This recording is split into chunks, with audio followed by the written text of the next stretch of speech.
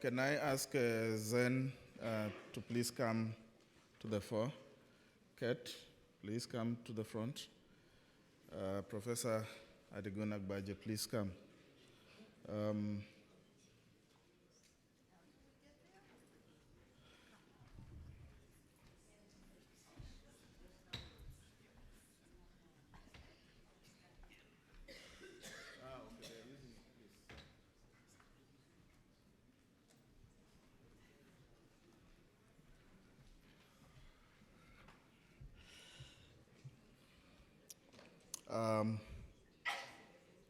After that stimulating lecture in the morning, I feel that the right tone has been set for the next panel.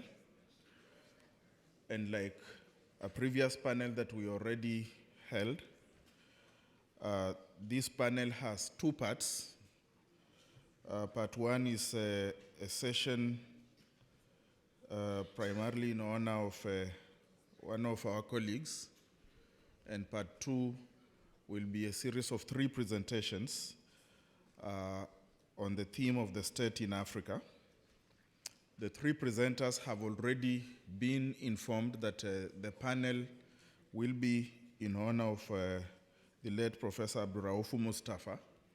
So they have inflected their presentations to suit this particular panel. So I'm going to ask Zen to take over. Yeah, thanks.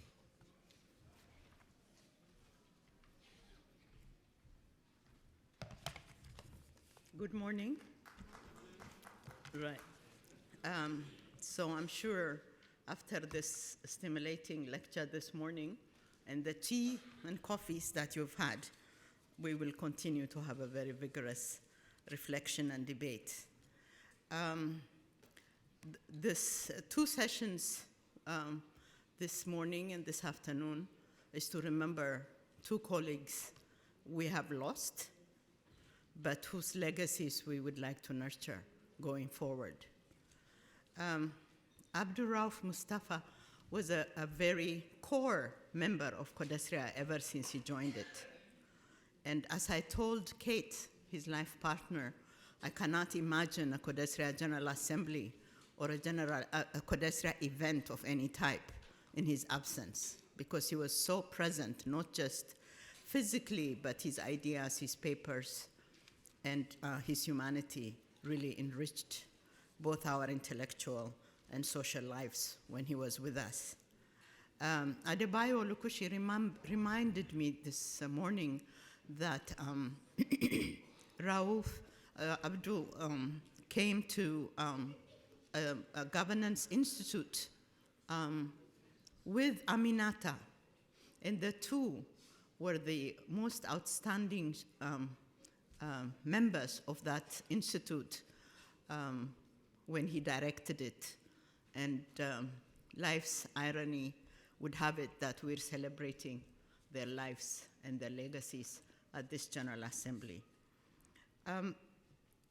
Raufu, as we called him, was prolific in very many subjects. But as indicated in this program, he worked on the African state, various aspects of the African state, and the consequences of the nature of the state, particularly in Nigeria, but in the continent as a whole. So I am really privileged to be facilitating this session when we will be celebrating the works and life of one of our most distinguished members who is no longer with us.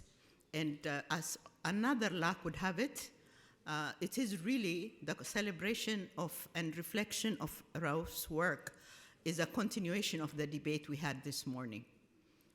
What is the implication of ethnic mobilization? How do we reverse the type of ethnic mobilization that is prevalent and very destructive to our continent at the moment? And how do we establish interfaith relationships so that our diversity could be a source of good and not necessarily something that destroyed our continent?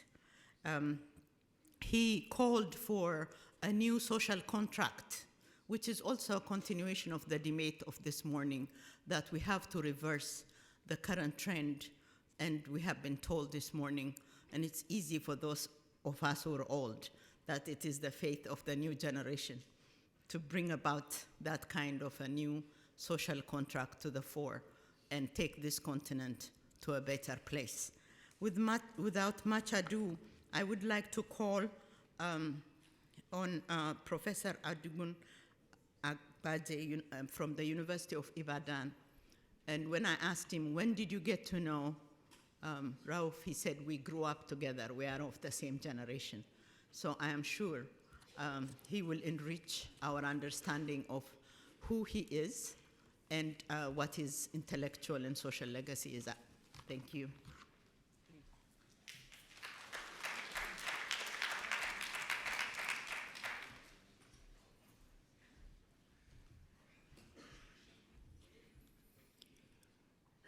Thank you very much, Madam Chair.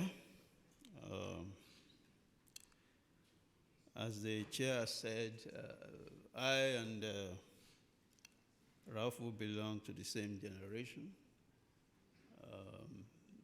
the generation of the Olukoshis, of Sagai, and so on and so forth. So for me, it's a privilege to stand before you to speak at this celebration of a very great scholar and a humanist.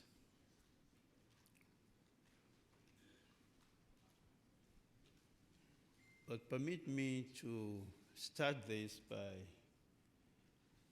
thanking his wife and partner of decades, herself an academic of distinction. Because the story I'm about to narrate is actually her story. She made it possible. I remember that at the celebration of Raufu in Abuja, the whole scene actually turned to a celebration of the wife, because former students, friends were thanking her for all the generosity and all the love and support that she gave to her husband and her friend over the years, which made it possible for him to do all of those things that he did, and also made it possible for her to also be, a highly rated scholar in her own right. So thank you very much, Prof, for this. Just about 15 hours ago, Raufu actually came alive in one of the sessions when his former students, Nimi, are you here? Yes, please can you stand up so I can see you? Yes. His former student actually dedicated her presentation to him, and also added that he was the one that brought her to CODESRIA. Incidentally, that presentation, I think we all agreed, turned out to be a seminal presentation on intellectual history with a focus on the work of CODESRIA in the context of structural adjustment. And, I was thinking that it is in fact the case that teachers never die. Their worth is always reflected, their values are reflected in the work of their students and their students' students. And so it appears it has been with Raufu. A teacher of distinction, a distinguished researcher, activist, firm believer in the unity of radical theory, policy, and practice. And of course, as I said a few minutes ago, an exceptional family man. He passed on August 8, 2017, at what those of us who are his friends consider a very unripe age of 63. He had so much left to give, and it is unfortunate that he had to go when he did leave us. But as I said, invariably, teachers of distinction never die. They live on in the unforgettable values, ideas, and actions that they leave behind. Raufu had his family roots in Ilorin. For those of us who know Nigeria, which is actually what you can call the geographical, cultural, and political crossroads of Nigeria in terms of the linkages of Western Nigeria and Northern sociocultural Nigeria. He was, however, born in Aba, which is another part of Nigeria, the Igbo heartland, and schooled in several places, including Kano, Sokoto, and Zaria. So it's not surprising that he actually is a polyglot in the major Nigerian languages. He could speak Hausa, he could speak Igbo, and he could speak Yoruba. That, of course, came with a particular kind of perception of Nigeria that most of us don't have. Nigeria is a very complex country. But the opportunities he had from primary school up to university gave him a unique exposure to the diversities of Nigeria, and therefore tempered his perception of that complexity, turning away from a perception that would be informed by ethnic or religious and other kinds of negative influences. He was able to rise above all of that. And you could see that in his work, in his writings, in the way he taught, in the work that he did as an activist. Those who have commented on him since he passed on, and interestingly, he has been celebrated across continents. Celebrations were held for him, of course, in Oxford, in Nigeria. In fact, there was some kind of competition to do that because he lived such a very full and a wonderful life. So he had his primary schools all over Nigeria, his secondary school, then he moved to ABU for his undergraduate and master's degrees before he moved on to Oxford, where he completed his PhD thesis at St. Peter's College under the supervision of Gavin Williams in 1990. His thesis was on peasants, differentiation, and politics in rural Kano. Before and after he completed the PhD, he was a lecturer at Bayero and the famous Faculty of Arts and Social Science in ABU, noted as a foremost radical center of intellectual excellence in the late 70s.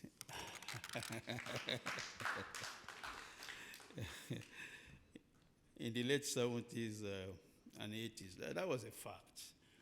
I wouldn't say that Ibadan, which I attended, was the center of, it was rather the center of conservative immobilism, if I can put it that way. Now, in the words of somebody very close to him, Professor Bangura,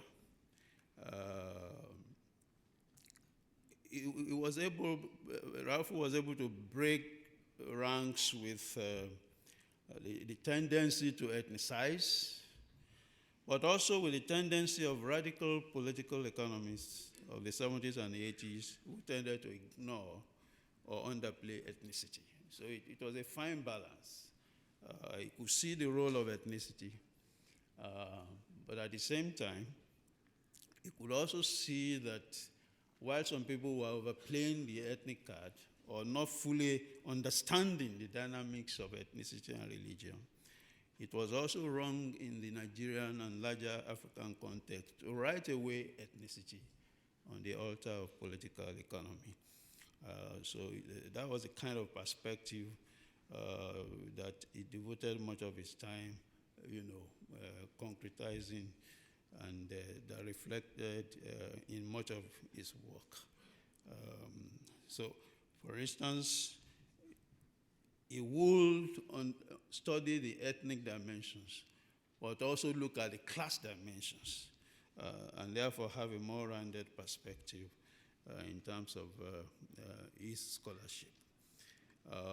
He made important contributions to the work of the United Nations Research Institute on Social Development, UNRISD, especially the project on ethnic inequalities and public sector governance, as well as to the program on horizontal inequalities and conflict at the Center for Research on Inequality, Human Security and Ethnicity at Queen Elizabeth House in Oxford.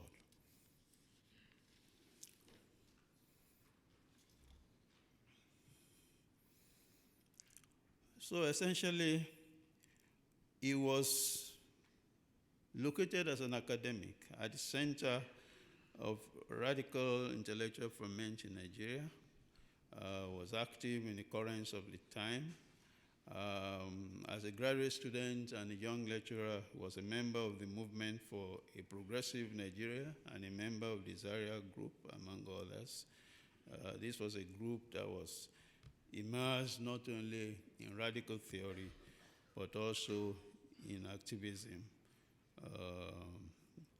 He met his wife, who is here with us, at a conference in Sheffield in 1988, and they subsequently got married in Toronto. She was originally Canadian in 1990.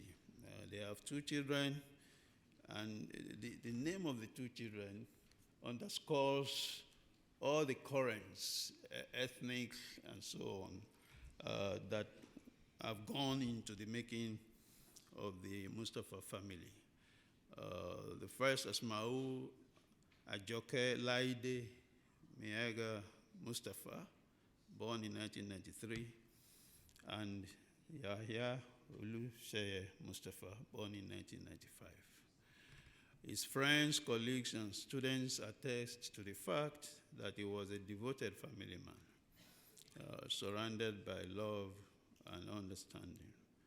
They recall easily how generous his wife has been to them, even in terms of cooking delicious Nigerian cuisine and giving them space in her home. Of course, all of this made his home a very warm refuge, an attractive place for a lot of his friends and students. Raufu lived a full life of scholarship and service that straddled local, national, and international terrains. He was at home with the urban and rural poor, as he was with the elite, never lowering the bar of quality and critical engagement in all spheres of his professional life. At Oxford University, he served as an outstanding political sociologist and political economist with interest in such critical areas as environmental management and agrarian transformations, ethnicity, religion, federalism, conflict and conflict resolution, and democratization, among others. He edited several major books, wrote more than 35 academic articles, book chapters, reports, and working papers, while also contributing opinions and articles as a public intellectual to newspapers and broadcast media such as the Guardian of London, the BBC, the Mail and Guardian of South Africa, and of course, Premium Times of Nigeria, among others. Some of his publications include Gulliver's Troubles, Nigeria's Foreign Policy After the Cold War, 2008, Turning Points in Africa's Democracy, a Major and Rich Intervention in that Field, 2010, Conflict and Security in West Africa, 2013, Sects and Social Disorder, Muslim Identities and Conflict in Northern Nigeria, 2014, and Creed and Grievances, Muslim-Christian Relations and Conflict Resolution in Northern Nigeria, published posthumously in 2018.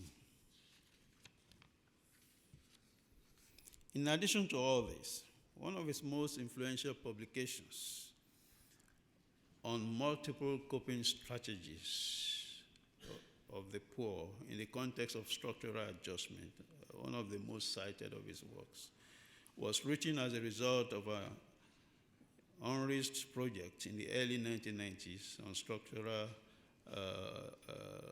adjustment, economic crisis, and social change. His excellent capacity for fieldwork has been widely acknowledged and celebrated by his colleagues and former students, along with his helpful style in teaching and supervision. And I'm sure Nimi will be able to confirm that even more. Raufu always felt at home and established warm rapport with the communities that he interacted with during fieldwork in a context of rigor, mutual respect, and sensitive engagement. His service to Africa and other African and other networks and organizations has also been widely acknowledged. He served on the boards of research centers, journals, newspapers, and was consultant to international think tanks.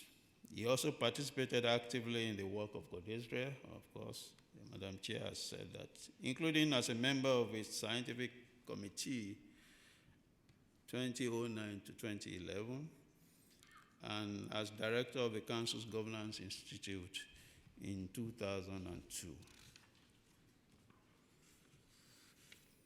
As shown in his publications, he devoted the last couple of his years to critically examining the challenges posed by radical Islamic sects in northern Nigeria, including, of course, Boko Haram. He thus helped to create he also helped to create a transnational Nigeria research network of scholars to study Muslim identities, Islamic movements, and Muslim-Christian relations. This initiative was funded by the Foreign Ministry of the Netherlands and led to some of those books.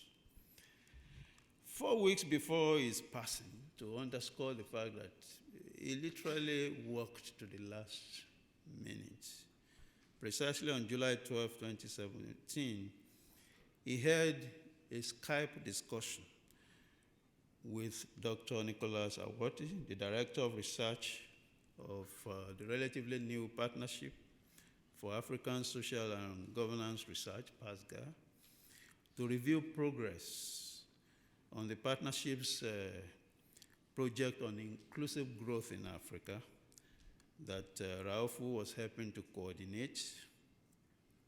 The study was completed in 2016, and he was now working on the manuscript.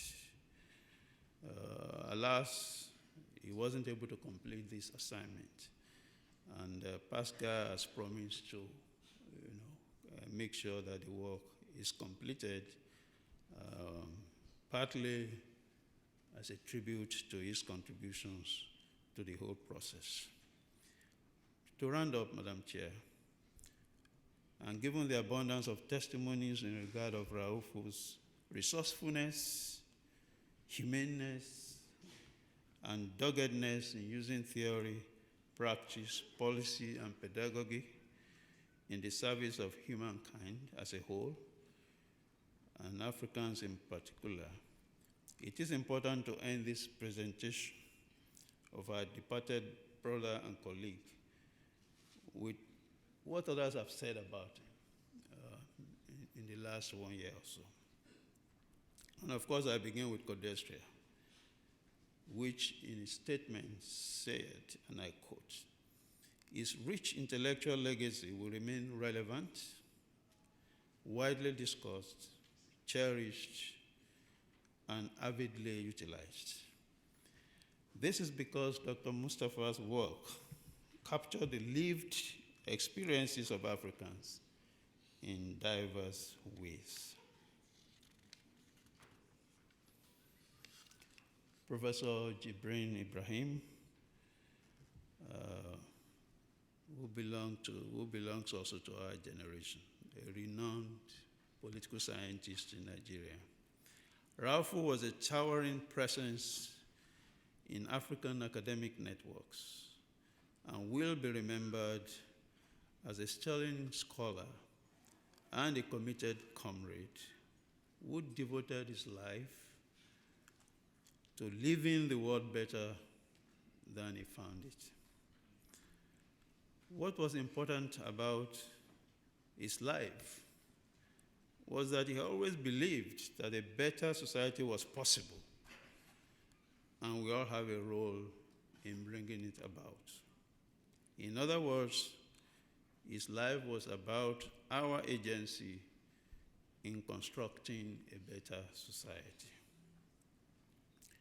Thirdly, Raufu Mustapha, Governor of Osun State, Nigeria 2010 to 2018, and close friend of Raufu. Raufu had a capacity to build bridges of friendships, not only among the elite, but also among ordinary folk.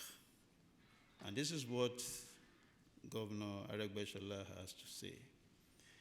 Beyond his brilliant academic engagements, Professor Mustapha was a dogged fighter of the ideological left. However, ideology for him is not for its own sake. It consists in how it can be used to lift the human condition. It is on how it can bring emancipation to those in the bondage of neocolonialism, economic exploitation, religious bigotry, ethnic chauvinism, ignorance, diseases, and political subjugation of any form. Oliver Owen and David Earhart of Oxford, his colleagues at Oxford, they have this to say. His students remember him as someone who gave them the space to be independent and develop their own ideas, while always being there to help in their development.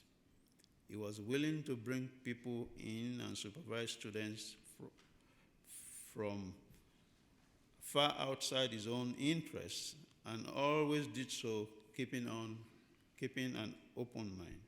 As a teacher, he inspired and shaped a lot of people. His comments always had clarity. He was extraordinarily generous with his personal contacts and made himself available to students as a mentor.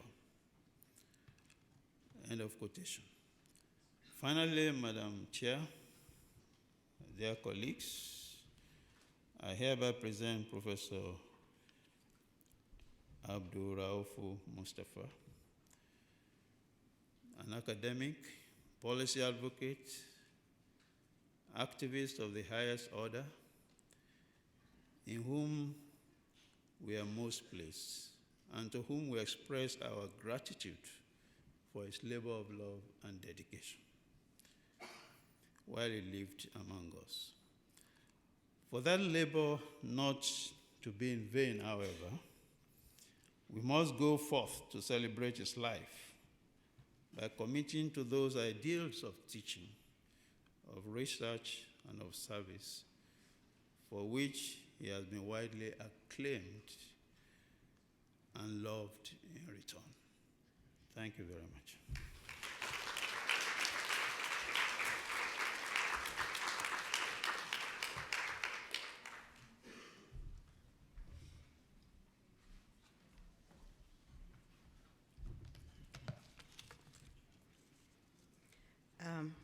Thank you very much. Indeed, his contribution both continentally and within the council and in Nigeria, of course, was really of a very high magnitude. What I retained from Bangura's very long and passionate celebration of his work and his life was that when friends in Ahmadu Bello University decided that there was a progressive governance structure and they wanted to join in, he decided he was going to remain an autonomous scholar and continue teaching and advocating for change. And it resonated for me because we have the same kind of reality at that particular moment in my country. And therefore, he could be a policy advocate, but not sell out his own autonomous vision of the way forward. The next speaker is going to be a family member, and as you already heard, his lifelong partner and colleague, intellectual colleague, whose work benefited mutually, whose partnership was mutually beneficial, both to their intellectual work and I'm sure the rest of their lives. I want to call on Kate, herself a distinguished scholar in her own right.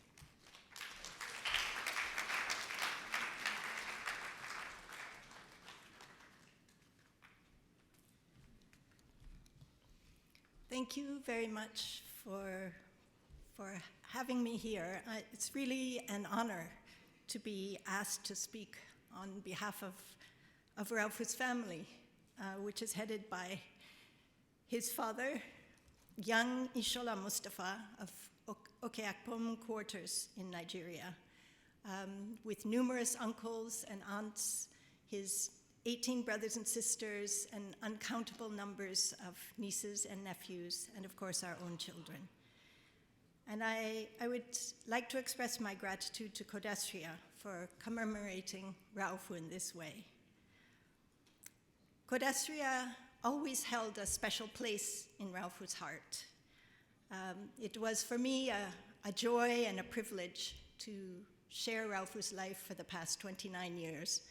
But I knew that when December came, although both of our children were born in December, when CODESRIA called, Raufu would come. And he was not a man for big conferences. I think he went to the African Studies Association in the US twice, and one of the times was because it was held in my hometown of Toronto. He never went to the ASA UK, even though he was there in the UK. He never went to the European Conference on African Studies, the European African Studies Association. He never went to the Development Studies Association. He said that they spoke about Africa in a way that he just couldn't relate to. On the one hand, there was the eclectic and exotic stories that he felt were completely irrelevant. He used to call such things bell ringers in Kenya. After a seminar that was held at the African History and Politics seminar in Queen Elizabeth House in Oxford, which was a seminar on a community of 10 or 12 bell ringers, upholders of the British tradition of ringing bells. And he said, what does this have to do with the economic and political transformation of African societies? He found such things very frustrating. But he also found the focus on corruption and poverty and patrimonialism very unhelpful. He would say, in many cases, what they're saying is not technically untrue, but he couldn't recognize himself in their vision of African societies. While he shied away from big Africa conferences, he never missed a CODESRIA event if he could help it. he deeply valued CODESRIA's commitment to the promotion of an African research agenda grounded in African experience. At CODESRIA, he participated in a community of scholars who engaged with the institutional and intellectual richness of African societies, and who didn't just long for, but developed alternative perspectives true to African realities. Raufu was struck once by something Tandika said to him. He actually repeated it more than once. He was working on a paper and looking for a reference to back up something that he'd written.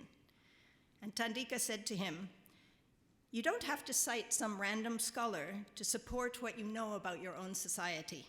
Just make your argument." And that was something that really meant a lot to him.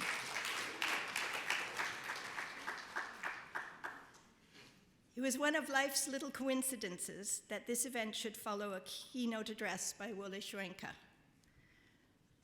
His book, Ake, The Years of Childhood, was one of Raufu's favorite books. He really valued that writing, although he did have some reservations about Professor Soyinka's views on Boko Haram. Ake encapsulated Raufu's experience of the meaningful integration of indigenous and colonial institutions. It was the tale of a clever but rascally young boy growing up in colonial Nigeria. And it showed how indigenous Yoruba beliefs and practices wove together with world religions, rapid social and economic change, political activism and resistance, and a thirst for higher education, in a way in which each enriched the other. Raufu also grew up in colonial Nigeria, in a typical Yoruba family. I say typical, but not stereotypical. For one thing, Raufu was at least fourth generation urban. There really wasn't an agricultural bone in his body. Despite the patrilineal character of Yoruba society, Raufu grew up in a household headed by his grandmother, who was a successful trader in chemicals. The Yoruba Muslim family he grew up in, as mentioned already, he grew up in the Igbo Christian area of southeastern Nigeria. And to this day, the families speak to each other in Igbo in their sitting room in Ilorin when they don't want other people to understand what they're saying. Raufu understood the flexibility and the integrative and innovative potential of indigenous institutions. He didn't just mean traditional religions and handicrafts when he spoke of indigenous institutions. He meant the rich institutional landscape of African societies, institutions of political accountability, of social integration, of conflict resolution, and land tenure. And he was both fascinated by and impassioned with the ways in which those institutions, in fact, changed and adjusted and created new kinds of tools for development and social transformation. He didn't see indigenous and imported institutions as either or, as African versus Western. He understood their integration as a matter of statecraft, the ability to combine institutions of grassroots legitimacy with colonial and post-colonial institutions in pursuit of national transformation. When graduate students were reflecting on his work, the item, the contribution they mentioned the most was a chapter he wrote called Back to the Future, Multi-Ethnicity and the State in Africa. This chapter actually looked at the strengths of pre-colonial institutions of state building and ethnic integration, and considered the ways in which some of those institutions of integration across ethnic and religious lines could be useful for solving some modern problems.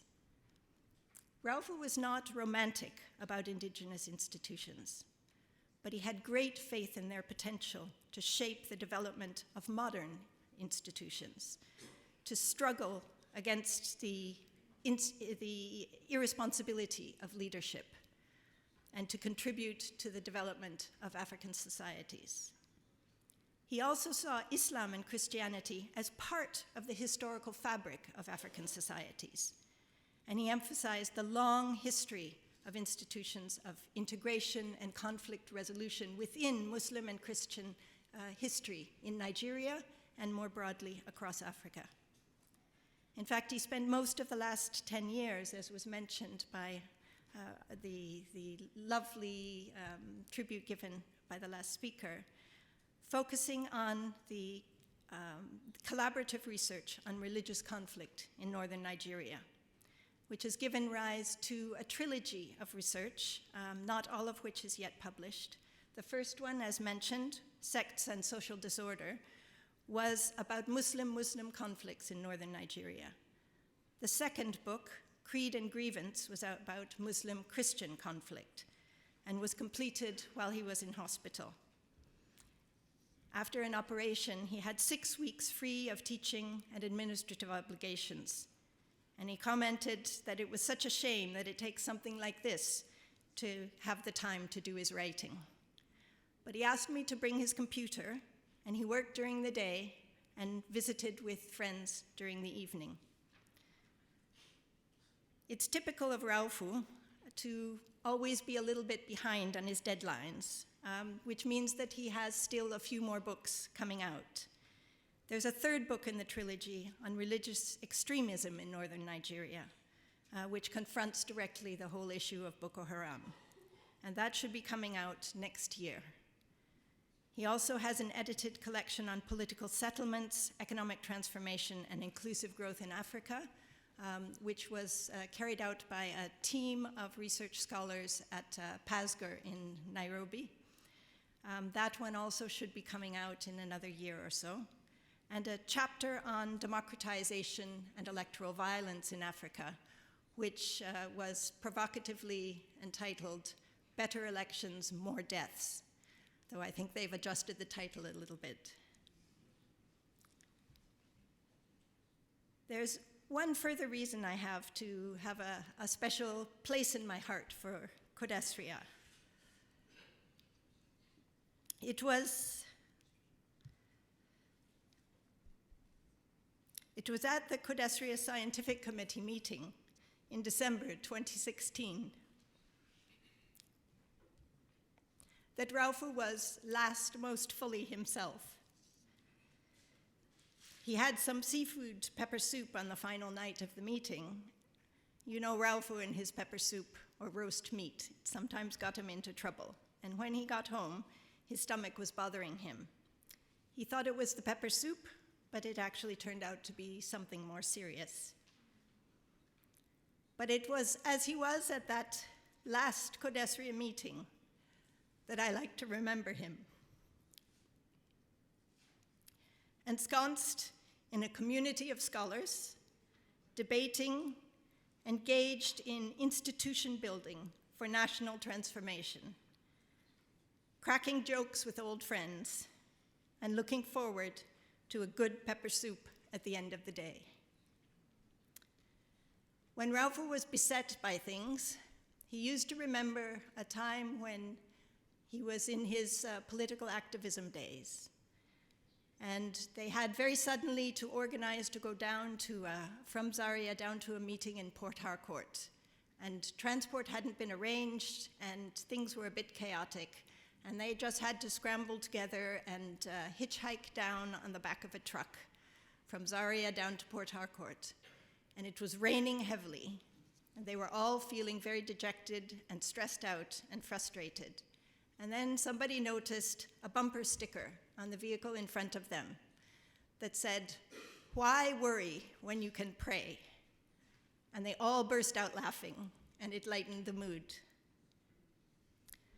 I would like to thank you all for listening to these reflections and for remembering Raufu so kindly. It's a real honor for CODESRIA to hold Raufu in this kind of esteem, and I am very, very grateful. Let me just say, Olong Forijumo, Allah Yajikanchi, and ideally I should follow also with a blessing in Igbo, but that's one of the many ways in which Raufu remains irreplaceable. Thank you.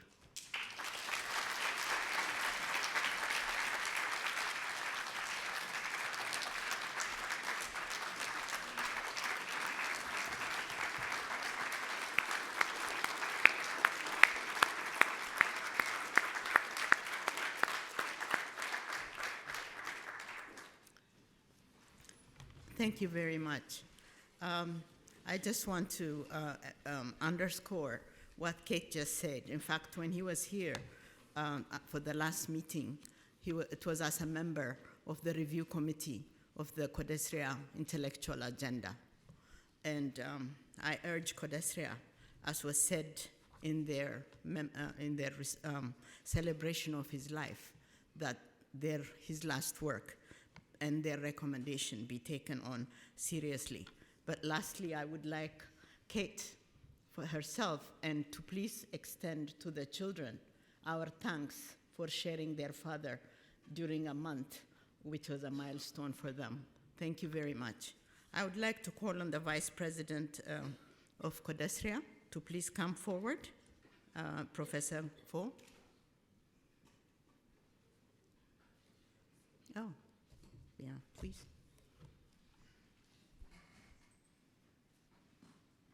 We have a little gift for the family. Thank you. Yeah.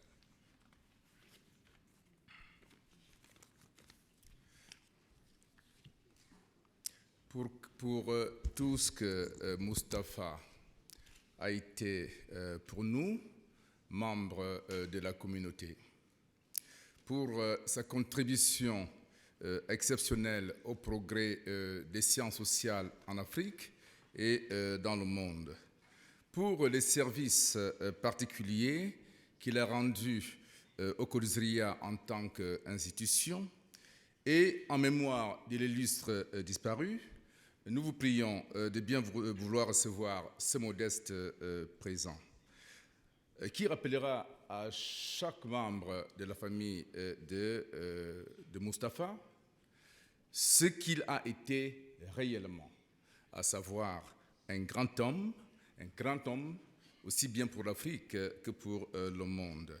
Et c'est un grand homme qui a mérité de la reconnaissance de ses pairs.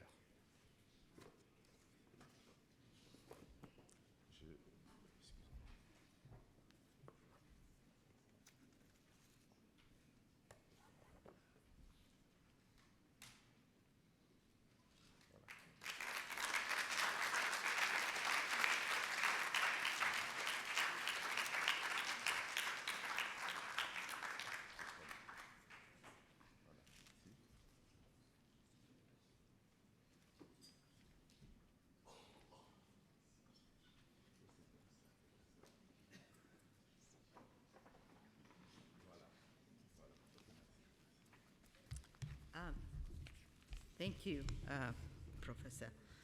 I would like to call on the panelists to please come forward.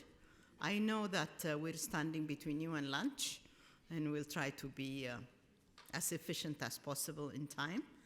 But as I said this morning, it so happens, perhaps it's the genius of those who organize this conference, or by coincidence, there is a continuity between the keynote address, what we just heard about Raufu, and the subsequent theme that will be discussed at this moment. So I would please like to call on the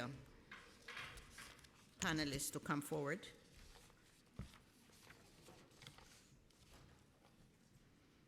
And it is going to be on the theme of the state in Africa. And for those perhaps who know the work of Ralph, to link it up, if they so choose, to some of his work and his findings. We're going to start with Ken Walibora from Riara University, Kenya, and his paper will be The African Nation State and the Globalization, Theorizing and Fictionalizing the African Condition Globalizing and Cannibalizing the African Nation State. I am afraid I will only give you 10 minutes, so please.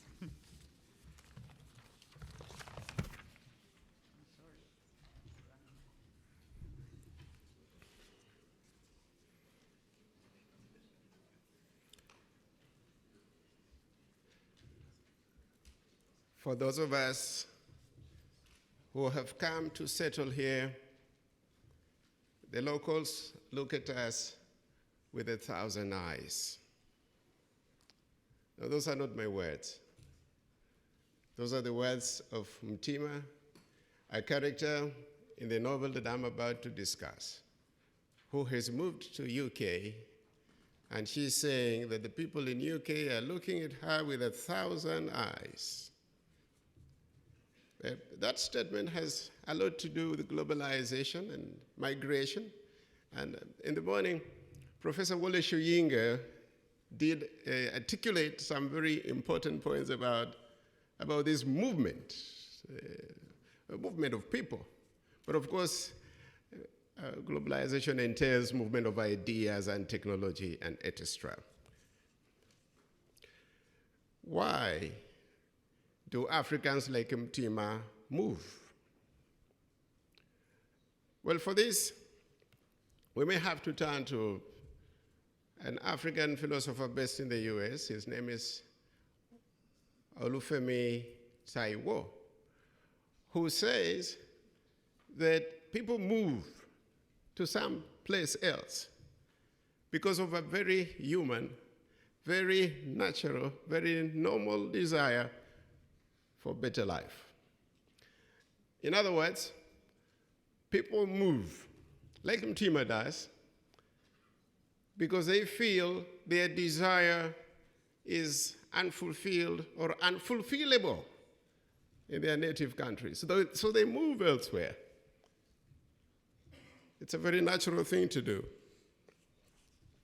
What Taiwo doesn't say, however, is that when you immigrate to another country, the locals look at you with 1,000 eyes.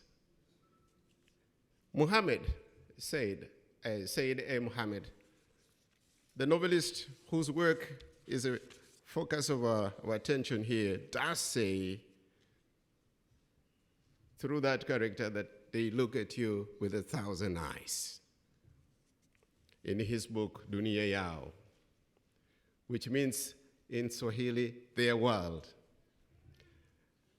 I do not want to go into the politics and poetics of why Syed Ahmed Muhammad, a prolific writer, writing in Swahili and has about 60 titles to his name, remains largely unknown and unnamed beyond the Swahili phone world.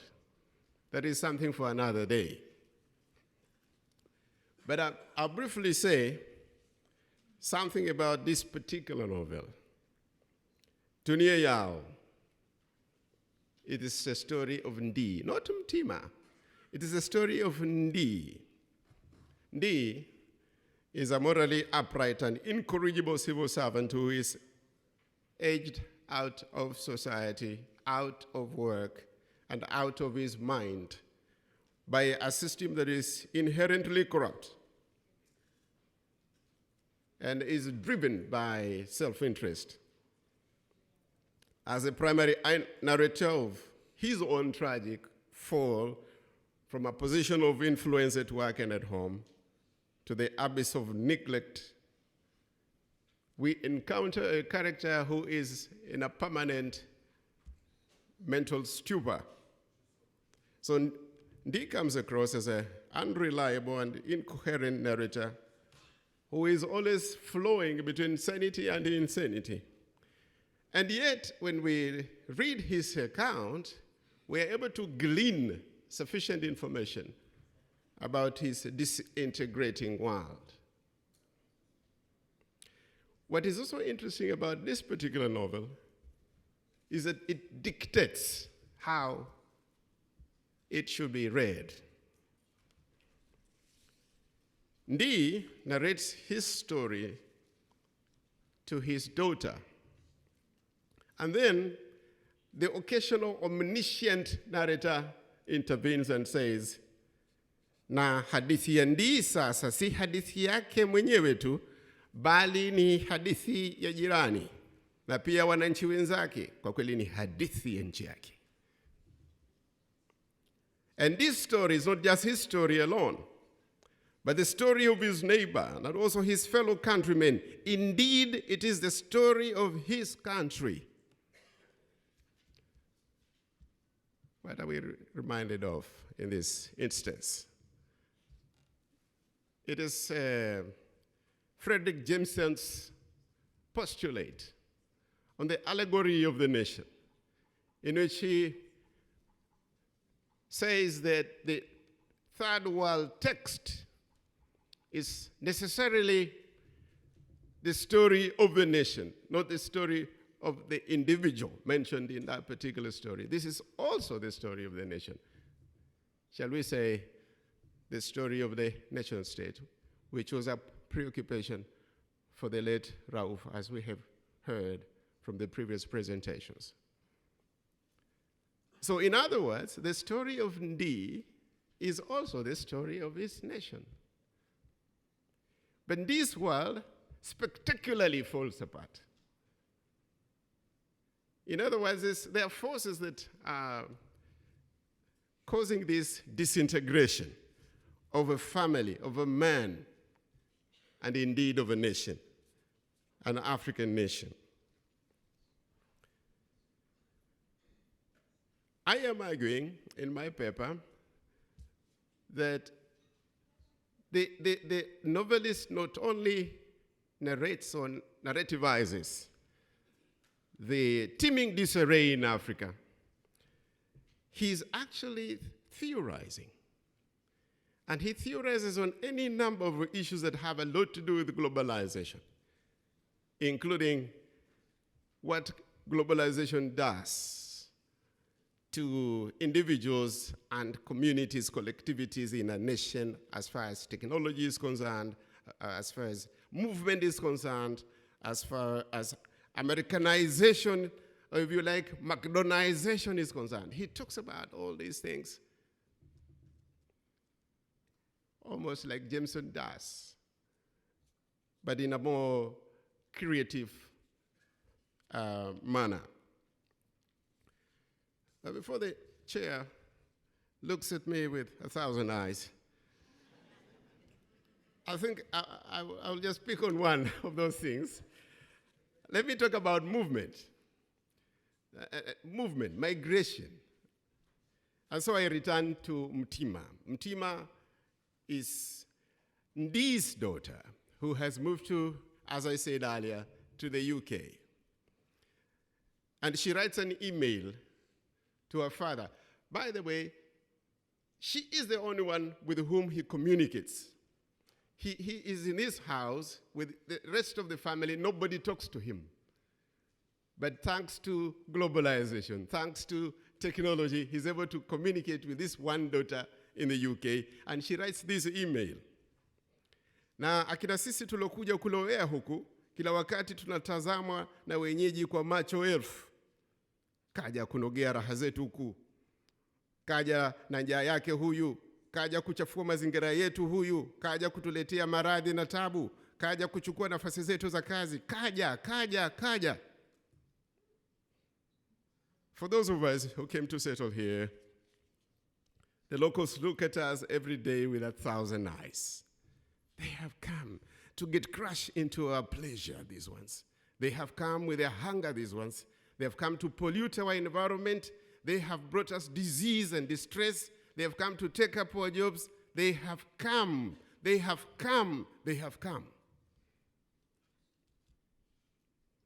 Mtima's voice, in her narration of a hostile London, far removed as it is from the magnificent London of Vasanji's novel, The Gunnysack, which he reads, seamlessly changes into mimicry of the xenophobic underpinnings of the English populace, with everyone looking at her with 1,000 eyes. Well, this experience is reminiscent of the reports of rejection in some form or other of African immigrants, those who have moved. Moved out of Africa because their desire for a better life remains unfulfilled and unfulfillable back home. But wherever they go, they experience what we know has been the experience of one Yaya Toure, for example, or Samuel Eto'o, or Aubameyang, or Raheem Sterling, the footballers who have, banana peels thrown at them. So ask them if you are in doubt that the reception there is good. Mtima's inhibiting experience in England's icy weather and the icy reception from the English peoples is juxtaposed with a reckless abandon of the tourists in her native island nation, where let loose to maraud anywhere and to act as they please. The limitless freedom of the sex tourists back home is a stark contrast to the suffocating tag of the unwanted and unwelcome African immigrant in Europe, and this has been well articulated by Shoyinga in his presentation earlier on. In other words, the paradox is Mtima's quest for a better life remains in England unfulfilled and unfulfillable. Why? Because of the imbalances between the Africans who are moved by forces of globalization to relocate to the global north and the Europeans who freely move to the global south to fulfill a whole range of human and, if you like, animalistic desires. What accounts for this imbalance? The thrust of Muhammad's novel is that the disparity between the global north and the global south is bound up with the hegemony of Western powers. And now you can be sure that the chair is looking at me with 1,000 eyes. The 2,000 words. The forces of globalization, the novel seems to suggest, emanate from and are controlled by the Western imperium. That position is brought into sharp relief when Dee tells a mythical character named B. Mize, na chanzo cha hali hii chatoka kwingineko. The source of all this is from elsewhere. As far as this nation or nation state is concerned, therefore, African problems have their sources elsewhere.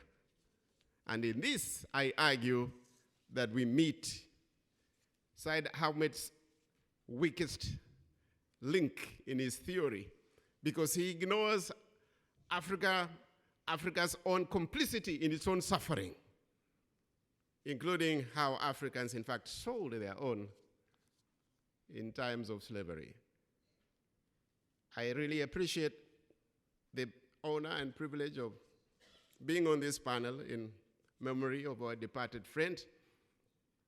And to Kate and to the family, all I can say is that we may not quite perhaps feel the pain in your heart, but we share in your loss and sorrow. Thank you very much.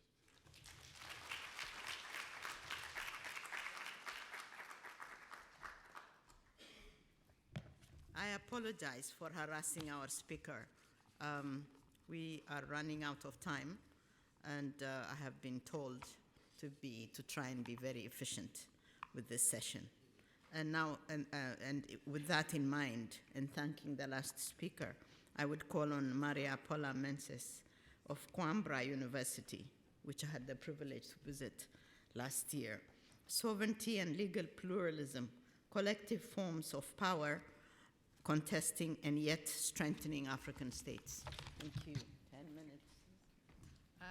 Since good morning, bon dia, bonjour, salam alaikum, habari. Since I am not an English-speaking person, I'll stick to my notes, and I'll ask Isabel, since I don't have eyes in my back, to call my attention before my 2 minutes before my 10 minutes run away, please. I would like, first of all, to thank very deeply CODESRIA for the opportunity to present some reflections that have been inspired by the late Professor Mustafa Raufu, whose intellectual legacy and the dialogue that he always stimulated us to think about and to think beyond the contradictions that we live in regarding the inherited colonial state and other historically still present institutions. I have to tell you that the first time I met Professor Raufu, it was at CODESRIA meeting. We had a very long discussion, an intellectual discussion that stretched much longer after the session. And I think this is one of the things that characterizes CODESRIA. We meet very interesting people.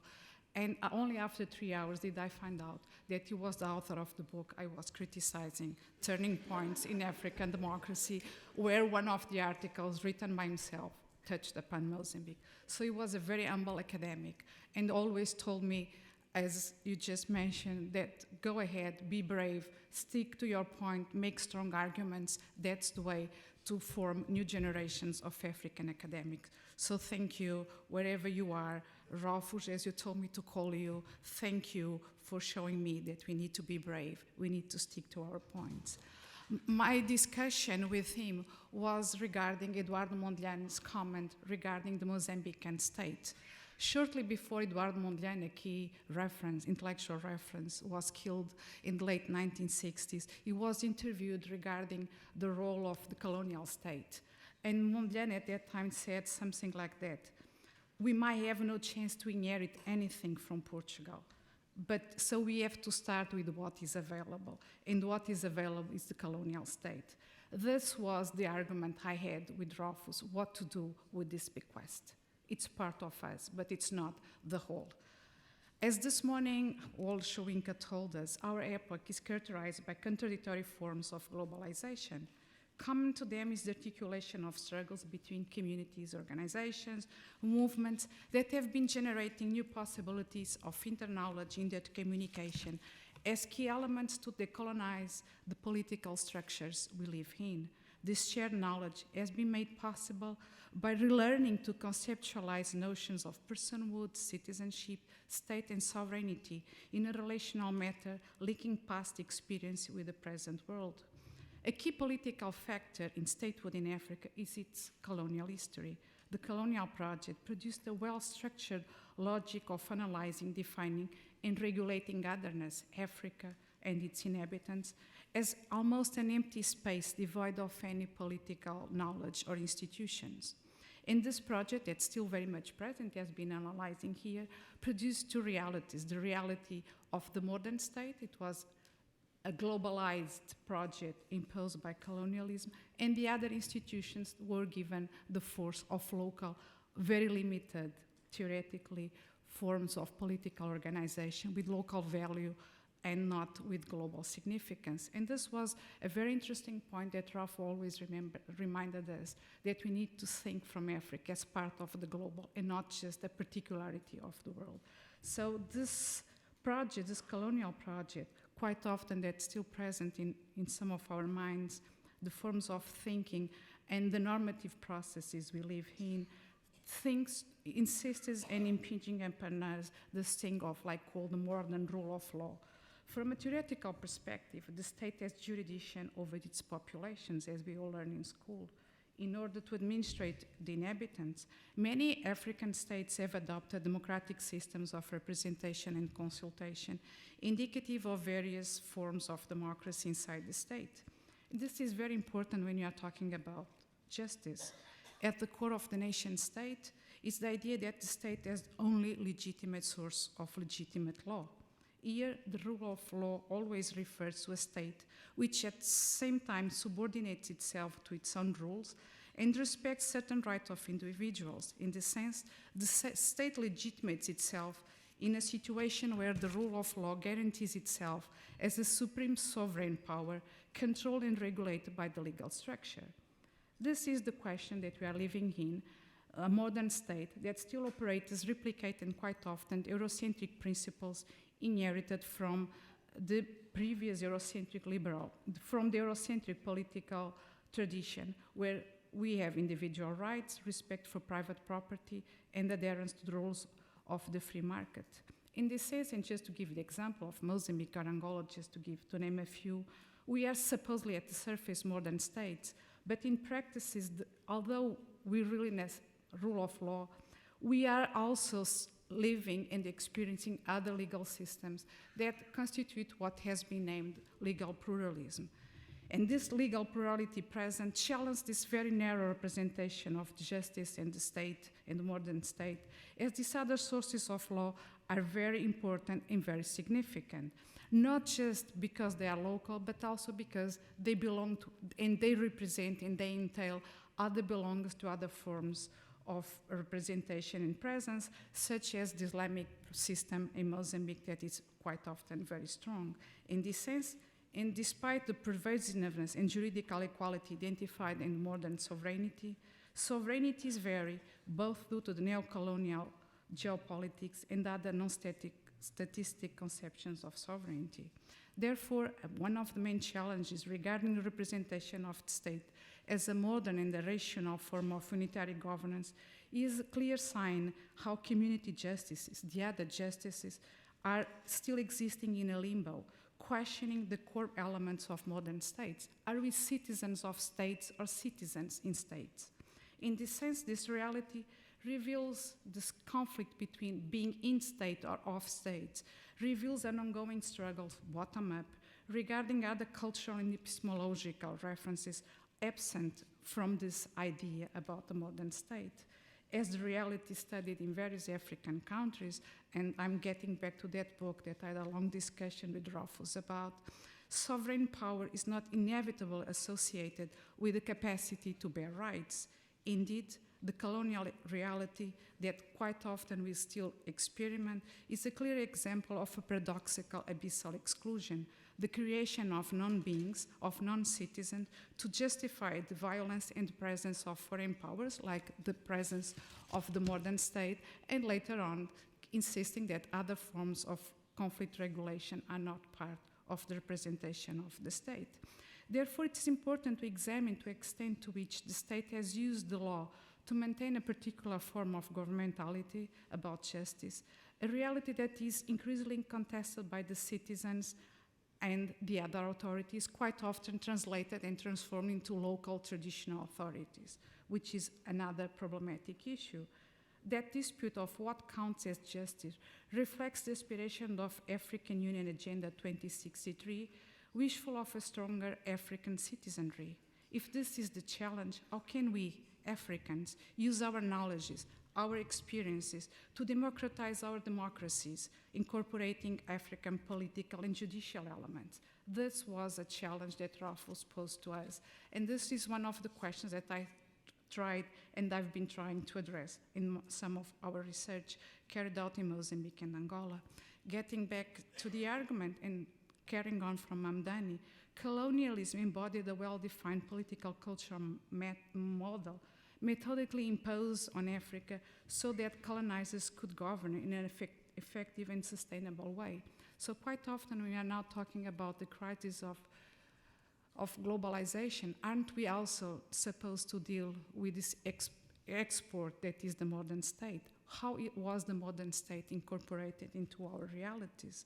So this long-lasting consequences of the colonial imprint, it's also a question that needs to be addressed to discuss disappropriation, misrepresentation, and quite often this exteriority and ontological impoverishment that is present in our reality. This short analysis deflates the idea that colonialism ended with independence.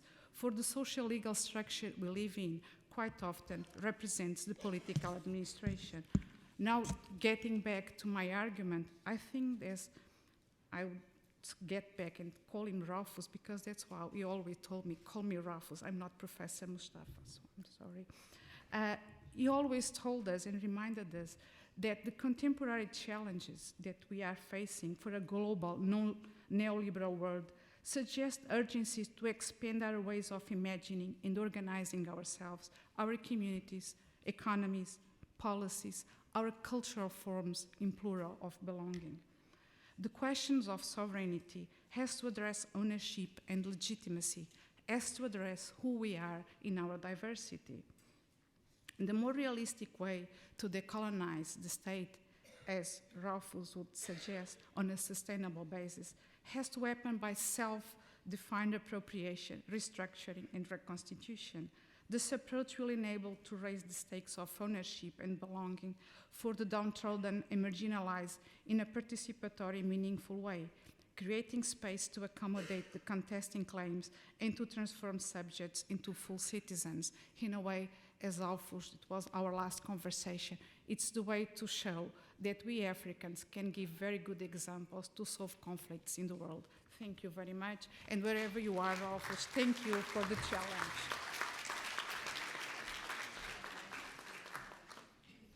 That was very smart. Delegating somebody, I'm not quite sure who, to take care of the time. So I was sort of intimidated by that. But I will stick to the 10 minutes for my last speaker. That is Jonas Mbabazi Musinga, who is a member of the Advocate Coalition for Development and Environment in Uganda, and he will talk to us about globalization of democracy versus Garrison states in Africa. In 10 minutes, my friend. That's a big subject, but...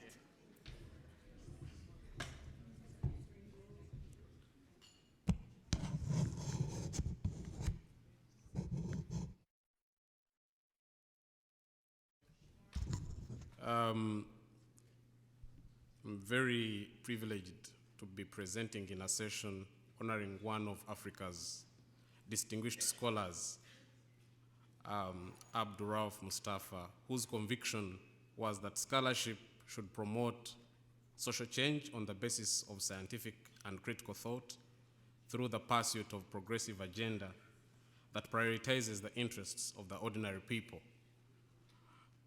As we shall see, we will be seeing the state moving away from the interests of the people, something that Rauf would not have taken in. We note that despite the global wave of democratization since the 1990s, some African countries have evolved Ethiopian garrison states in which specialists of violence have taken over the realm of the civilian state in form of civil service, policing, civil intelligence, elections, social services, among other things. And this trend is antithetical to the theoretical prediction of democratization bandits that democratization would engender a modern civilian government characterized by the civilian control over the military. Instead, we witness the resilience of militarism in Africa.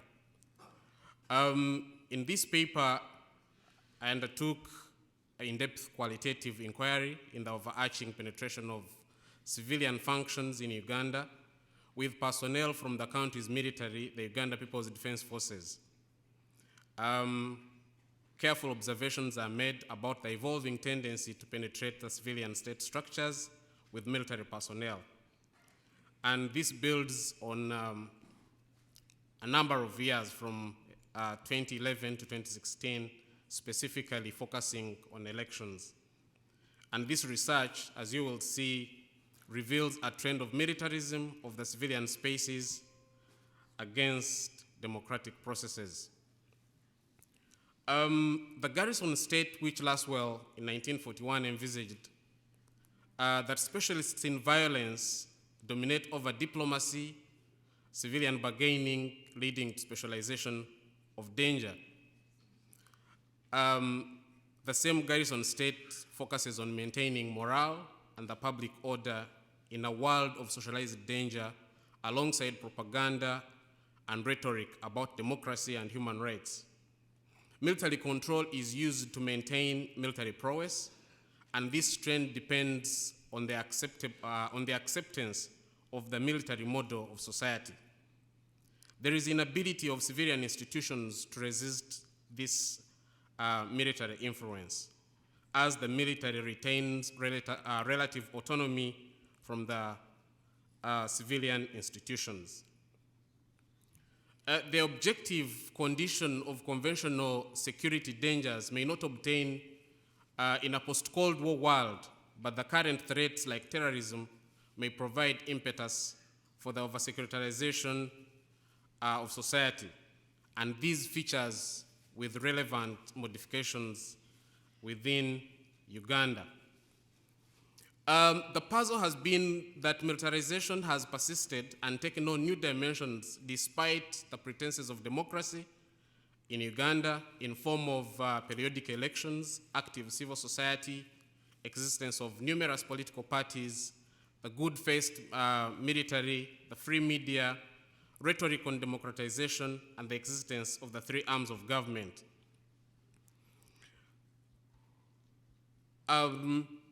When you look at Uganda as a country, there is one statement that summarizes the occupation of the military in the different spheres of civilian institutions.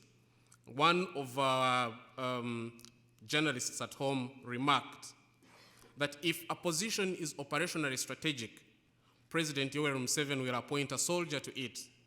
If a job is critical to his survival in power, Museveni will appoint a soldier to do it.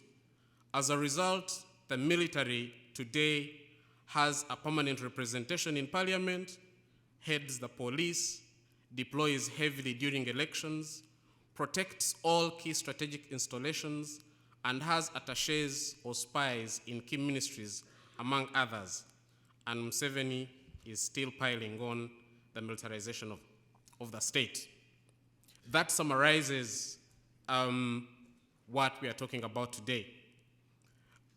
We note that most spheres of civilian governance in Uganda have had several positions filled, in part or in whole, with specialists of violence, and that is personnel from the Uganda People's Defense Forces. Like I said earlier on, we are looking at the militarization of the police, whereby the leadership of the police, starting from the Inspector General of Police, is occupied by the military. And this process began in 2001 when a general in the name of Kale Kaihura, in the name of Katumba Wamara was appointed to head the Uganda Police Force as the Inspector General of Police. He was replaced by another general, and now we have a brigadier who is the Deputy Inspector General of Police.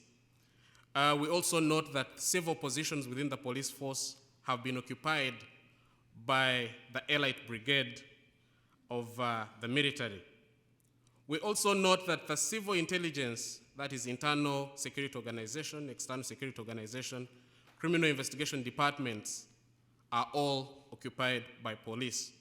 We have a structure that moves from the village level up to the district level,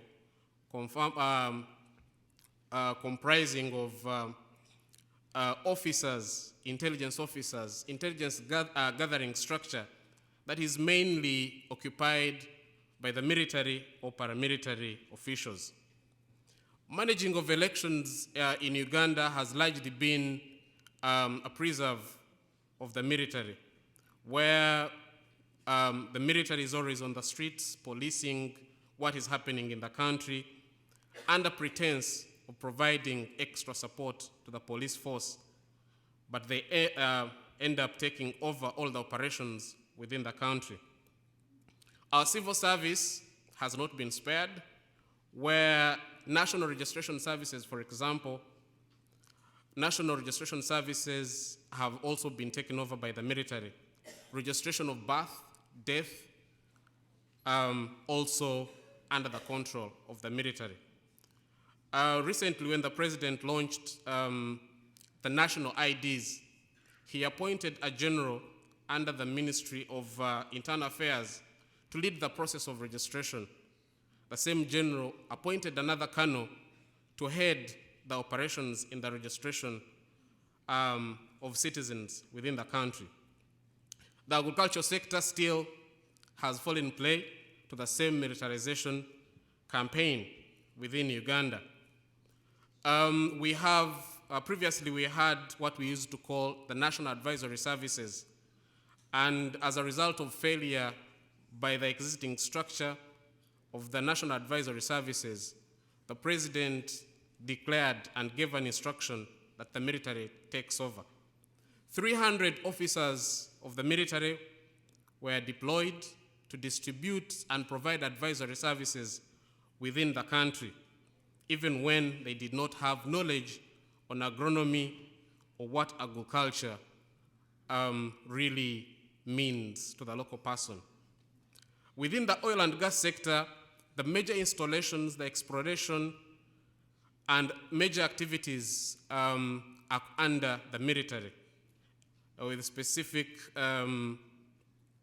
especially the Elite Brigade, the Special Forces Command. Serving military officers are members of cabinet, and this is against the existing law that requires that every serving military officer should first resign before they assume a citizen or ordinary office.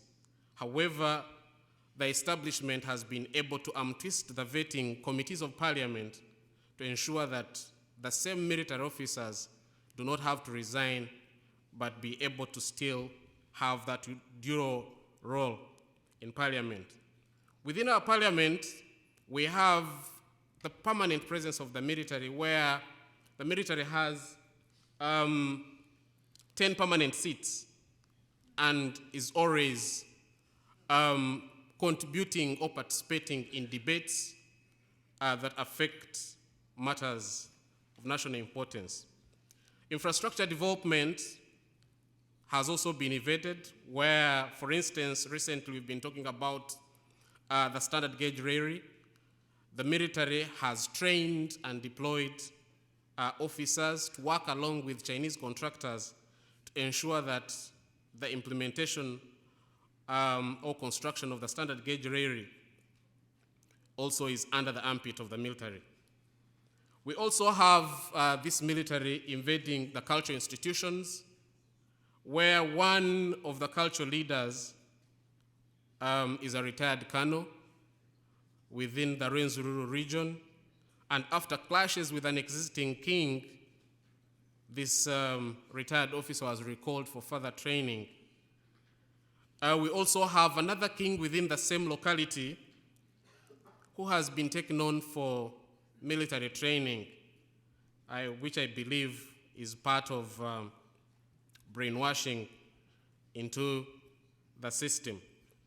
So as you can see, the specialists of violence have occupied all civil or civilian spaces that ordinary citizens would have occupied and probably engaged in order to be able to address their issues and channel their grievances for redress. We note that this practice or the takeover of the military has a number of democratic implications. And I note that ordinary citizens have limited space to express their opinions without fear of reprisal, including during elections from the agencies of violence. And the current status depicts a scenario where politics is above government structures and institutions.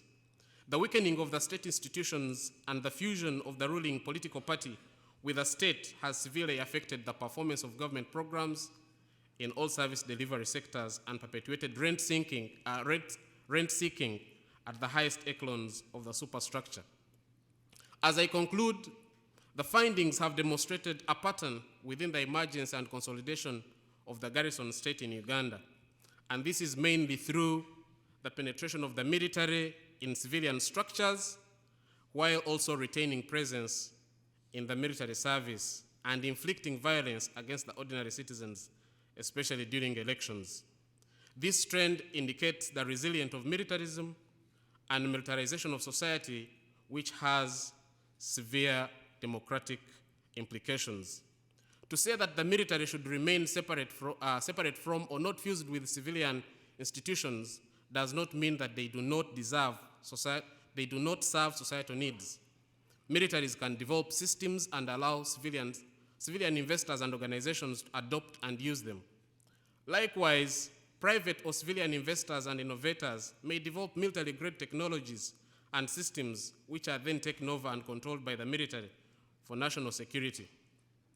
And we are saying the threshold should be, where is the problem within the means, just 1 minute, within the means and capacity of civilian institutions to handle when the military is unwarranted.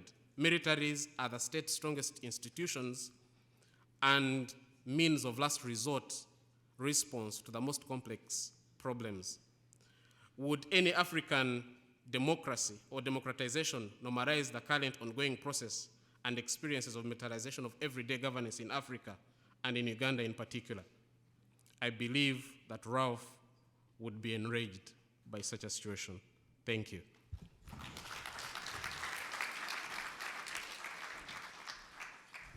I apologize to all three speakers, but the tyranny of time is against us.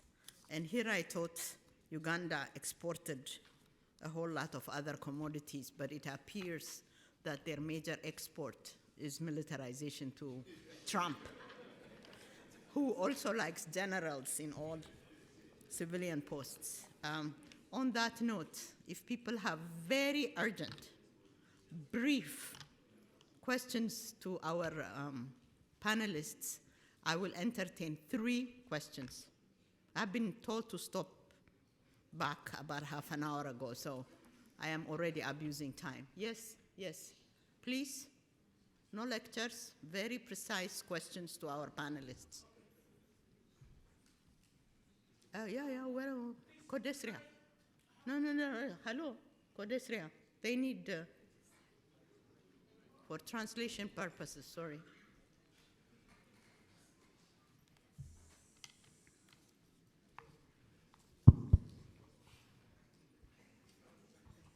Now, for our presenter on Uganda, which is a wonderful paper, can he put in a framework, in a vessel, how we can conceptualize the political structure of Uganda? Is it indigenous? Is it military, whatever? What is it really? Because I'm getting lost. The military planted, they are omnipresent and all that stuff. On civilians superimposed, and so on. What is it really? Can you capture it in a few words, in a sentence? Describe it to us. What is it? Thank you.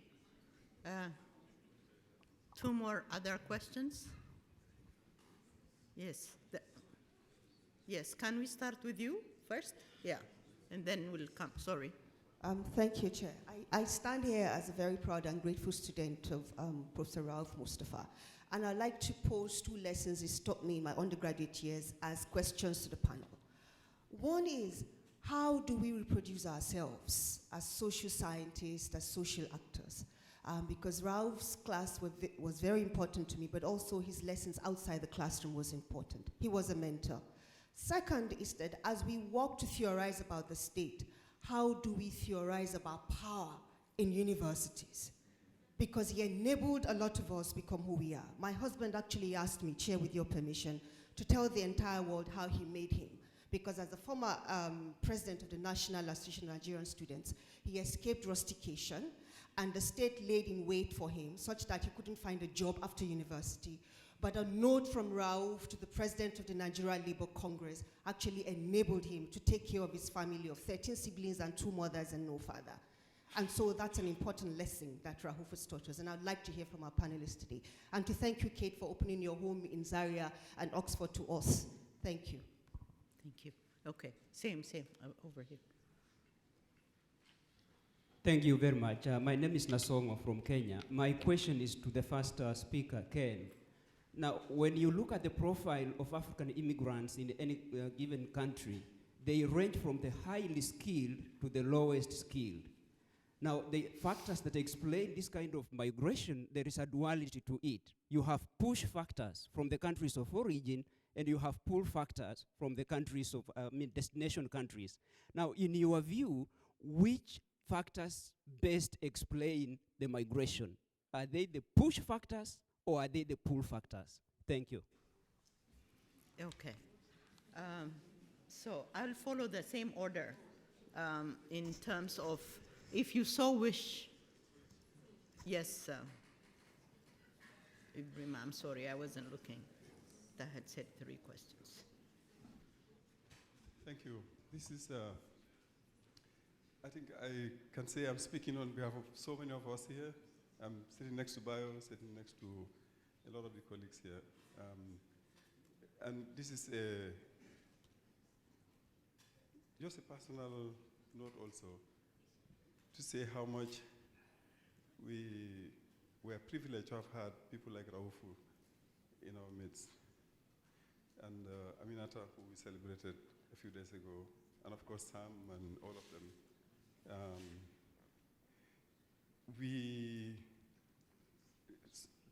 I don't think we appreciate the value when we have them around. We tend to take certain things for granted, but people who were always available, right, and had time for everybody, not only for their students, but every time we needed them at CODESRIA for anything, they were available, right? And Rauf was one of those people. And so this is just a way to say one more time again, thank you to Kate and to Kate, to the whole family, and an opportunity also to say thank you to the family of Aminata Jawo. Thank you to all the families of all those who have given these great people to us. And personally, he was more than a colleague. He was a mentor. He was a brother, right? And you could just see that you call him at very short notice, he is present. And that, the only thing that explains that, like it was true of all of them, it is because of the commitment they had to the ideals that CODESRIA stood for. These are people who understood deeply and profoundly what it meant. I mean, just listen to what Kate was saying about the events that it doesn't go to, the things that people out there, you know, scramble to get to, all the big meetings internationally, and to make sure that CODESRIA is the one place that he would come to every time we needed him. Until that December event that she mentioned, you know, he was discussing passionately about what we must do to make sure that CODESRIA stays around and for a long time. So I just want to say thank you very much. And I thought I just had to say something in addition to this great tribute that has been paid to him already, and what Adigun said. Adigun's, I think, citation was excellent. And Kate, thank you very much again. Thank you. Okay, the 1,000 ice. Now, you have been asked a question, but you can reflect more. I promise not to harass. There was a question before, the question on the push and pull. I'll be very brief on that. I don't think I'm very competent. I don't think I'm competent enough to prescribe the plan of action on how we can help transform our societies as intellectuals. But I think this is something that has come up again and again in this assembly. My view is that intellectuals have to learn to blend praxis and theory, that after intellection, we again want to be able to connect to the grassroots, so that what would seem completely abstract is reduced to beats that can be understood by people on the ground, common people. And I'm glad from the tribute by Kate and her colleague, I'm able to understand that the late Rauf was that kind of individual who would relate very easily with all manner of people. And I think we can learn something from him. On the question that Professor Shadrach Nasongo asked about what is paramount between the push and pull factors, I think if I'm to refer to the book that I'm looking at, Dunia Yao, the story told by this particular book about people looking for a better life elsewhere is premised on the fact that there are too many push factors back home, and many of them have to do with political repression, economic deprivation, the lack of jobs. And this is not new, really, that the conditions back home on the continent are so horrible, horrendous, that people would prefer to die in the Mediterranean to living in these death-like conditions. They're like the living dead. And so when they die, they are only completing a process that began before they left the country. So my take, and I think Syed Mohammed has theorized and fictionalized this in a more eloquent way, is that in fact the push factors are more than the pull factors. However, these push factors are heightened by the lack of understanding of the place to which they are headed, because people also have very unrealistic expectations about the place they are going to look for a better life. Thank you. Thank you. What I found striking by the presentation was that one of the protagonists had lost his mind. And in my country, that's the only time you can tell the truth to power. You can either be really losing your mind or pretend to have lost your mind so that you can tell truth to power. Maria. I will be very quick to the question that was posed to me. I think our task is not to be only in the academia, so we have to be outside. We have to be in the society where we belong. Academia, it's one of the environments where we work, but we need to feel the pulse and to interact with our societies in order to contribute to what we have been seeing here, and I totally subscribe what Ibrima just said. Our main task is to train competent rebels, and competent rebels are the rebels that are going to change the world. So if we don't train people to get the capacity to deep listening, it's very complicated. That's what I learned from Raufus, that very patiently listened to me for a whole hour, and at the end give me some insights and said, oh, by the way, I'm Raufus. So we need to be humble. We need to learn that we got to a certain position, but it's also a position of power that we have to exercise in the best way we can. Either we are on the side of authoritarian regimes, or we try to make it, to contribute to a possible change. And to contribute to a possible change is through training very critical, involved, dedicated young people. And I think that's the only way I can see myself doing it, and never giving up. And whenever it's needed, I will be there. And I think the final thing is to be able to train people that from their location are capable to understand and to be solidary with the world that struggles, with the world that does not accept the hegemony of this neoliberal globalization. So we need really to grasp, to be competent in the sense that we understand the world we live in, and especially that we are solidary with those people that from the global south we want to change and you want to grasp. So that's my suggestion and the way I work. Thank you. Yes. Thank you. There's a question that required me to precisely state what is happening in Uganda. And this is how I would put it.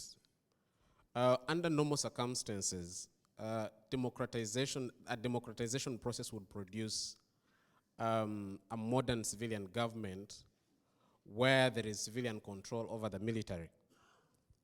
In Uganda, however, we see the reverse.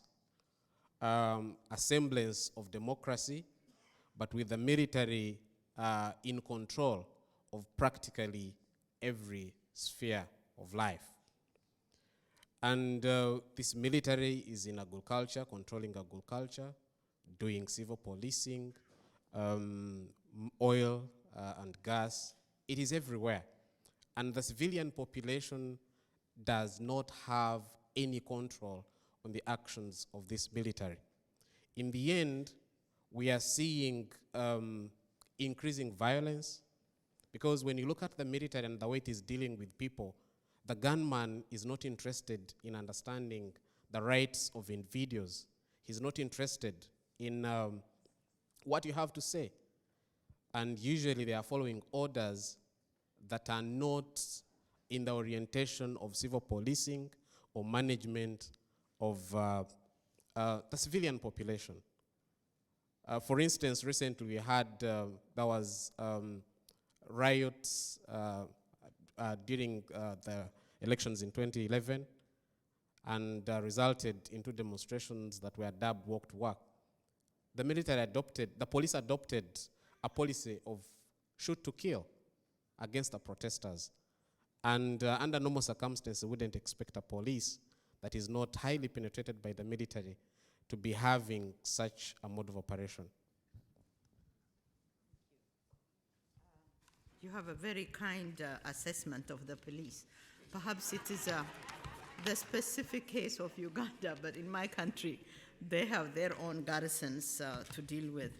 I think we have come to the end of this session, but I want to remind everyone of the continuity of the discussion this morning, that we as social scientists have a rich resource in literature to use for our own work in understanding the lives of everyday people.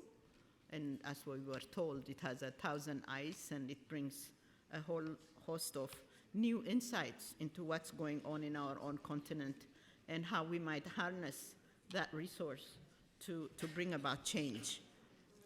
We have also been given the challenge of what do we do with the colonial legacy, the colonial state, that is still very much present, whether we call it something else or not, and what are the steps and engagements and activities we need to take to at least erode that presence of the colonial legacy. What are the resources we need to mobilize and take care of? And in the case of, in the last case, we have been told that although some of our African states are presumably civilian, the military, or what our colleague called the garrison state, is really the reality, and it is not specifically limited to Uganda, in my understanding, or to just the military being so present in state structures, but the militarization of the state is a new reality facing very many of us on this continent. And so how do we deal with these various diverse forms of state structures in our diversity? And what's interesting is that some of the writings of Rauf, who I invite everyone to look at, and it is available online, some of it, and we have been told that his new books are forthcoming. He struggles with those issues that have been raised here. How do you transform a multi-ethnic state structures in our continents, multi-religious, multi-ethnic, in a globe that only enhances these diversities? And so how do we overcome those issues? So on that note, Mr. Executive Secretary, thank you very much.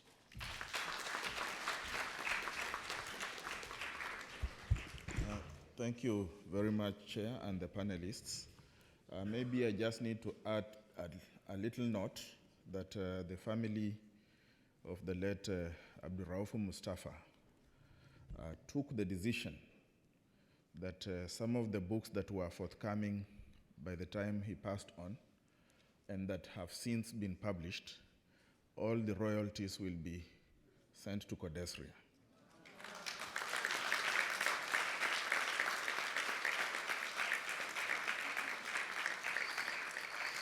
So I wanted to take this particular opportunity to thank the family.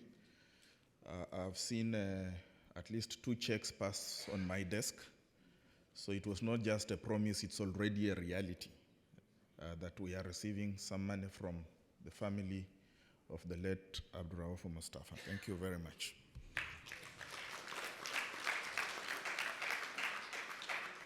So we'll take a break for lunch, and I just need colleagues to know that we will resume at 3. We will resume at 3.